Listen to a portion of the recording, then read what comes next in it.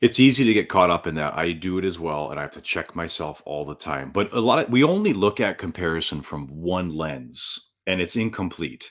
We always look at a comparison in the sense of, man, these guys are, or these guys, whatever it is, these people are doing things that are like greater than, and I, I'm aspiring to that, but I'm allowing that to drag me down and allowing that to like, oh, I don't feel good enough, and kind of woe is me, like we all do.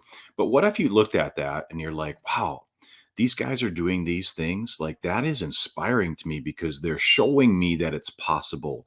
That's building belief in me. And if I can use that comparison to pull me into a greater version of who I am, comparison can be really strong and it can really work in your benefit. And I'm intentional with who's in that group, age wise, in different levels of business, but also from life experience. And where you might have someone who's a multiple seven figure earner in that group, that person might not be married, might not have a child.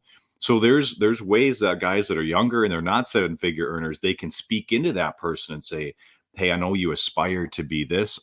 I'm able to actually talk about my experience. So I can put together a complete group. And if you just look at the areas of your life where you're like, this area is actually an 8, 9, or 10 for me, I'm able to speak into that from a standpoint of wisdom and life experience for someone who may not be an 8, 9, or 10.